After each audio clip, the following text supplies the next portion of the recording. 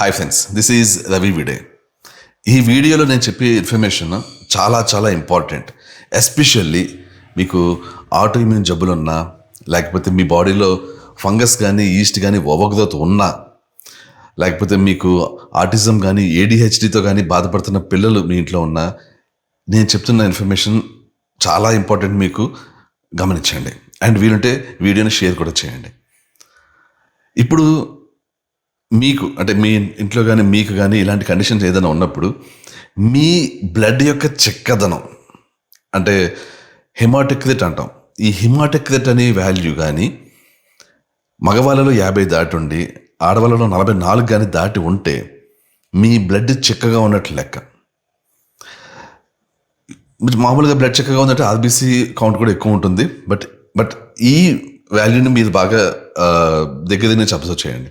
ఇది కానీ 50 దాటి ఉంది అంటే అండ్ మీ బాడీలో ఈస్ట్ ఓవర్గ్రోత్ ఉంది అంటే డెఫినెట్లీ ఆ ఈస్ట్ వల్లనే మీ బ్లడ్ చిక్కగా ఉన్నట్లు లెక్క.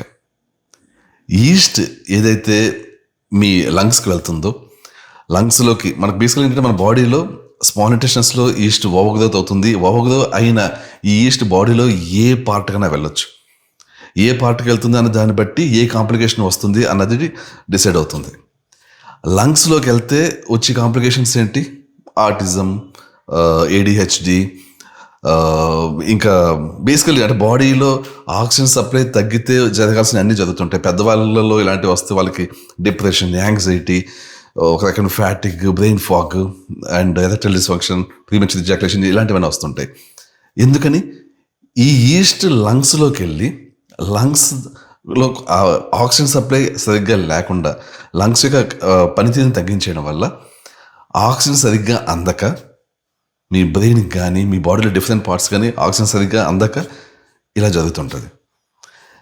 మీ బాడీలో ఎప్పుడైతే ఈ ఆక్సిజన్ సప్లై తగ్గిపోతుందో ఆటోమేటిక్గా మీ బాడీ ఏం చేస్తుంది, ఈ మనిషికి సరైన ఆక్సిజన్ అందట్లేదు అని చెప్పి బాడీలో ఈ రెడ్ బ్లడ్ సెల్స్ కౌంట్ని పెంచుతుంది.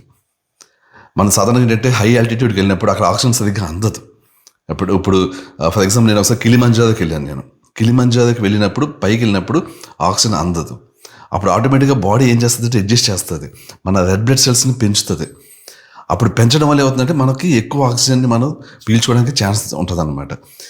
అయితే ఇక్కడ కూడా అదే జరుగుతుంటుంది. ఇక్కడ ఏంటి, ఇక్కడ మనం హై ఆల్టిట్యూడ్లో లేము, కిందే ఇక్కడ మన నార్మల్ ఆల్టిట్యూడ్ ఉన్నప్పటికీ కూడా ఎప్పుడైతే ఆక్సిజన్ సరిగ్గా సప్లై కావట్లేదో బాడీ ఏమనుకుంటుంది, హై ఆల్టిట్యూడ్లో ఉన్నాడేమో, ఆక్సిజన్ అందట్లేమో అనుకుని ఈ ఆర్బీసీస్ని పెంచుతుంటుంది. సో ఇది మీ బ్లడ్ చిక్కగా అయ్యేలా చేస్తుంటుంది.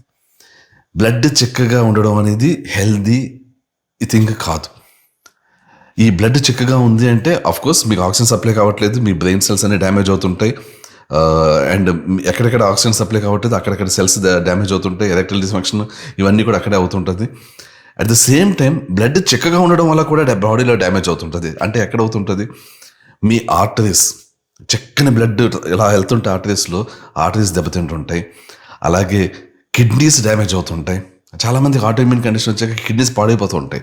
వాళ్ళకి రూట్ కాజ్ ఏంటో తెలియదు. అక్కడ జరుగుతుంది ఏంటంటే వాళ్ళ బ్లడ్ చిక్కదనం పెరిగిపోయి ఆ చిక్కని బ్లడ్ వల్ల దాన్ని ప్రాసెస్ చేయలేక మీ కిడ్నీ మీద ప్రెషర్ ఎక్కువ పడి కిడ్నీ అలాగ డ్యామేజ్ అవుతూ ఉంటుంది.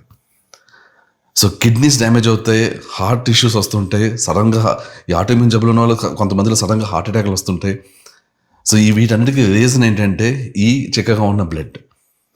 సో ఇలా ఈస్ట్ వల్ల మీకు బ్లడ్ కానీ చిక్కగా అయితే మీరు ఎలాగో ఈస్ట్ని తగ్గించుకోవాలి. అది డిఫరెంట్ ప్రాసెస్ దానికి ఉంటుంది. బట్ ఇమీడియట్లీ ఈ సైడ్ ఎఫెక్ట్స్ నుంచి మీరు కాపాడాలి, మిమ్మల్ని మీరు కాపాడుకోవాలి అంటే మీరు చేయాల్సిన పని, పెద్దవాళ్ళైతే బ్లడ్ డొనేషన్, చిన్నవాళ్ళైతే చిన్నపిల్లల్లో ఈ ఆటిజం, ఏడిహెచ్డి ఇలాంటి వాళ్ళ పిల్లల్లో అయితే ఒక మంత్లీ ఒక 100 ml మీరు బ్లడ్ తీసేయాలి యాక్చువల్లీ బాడీలోంచి. పిల్లలైనా కూడా కష్టమైనా కూడా, ఎందుకంటే బ్లడ్ చిక్కగా ఉండడం అనేది హెల్తీ థింగ్ కాదు.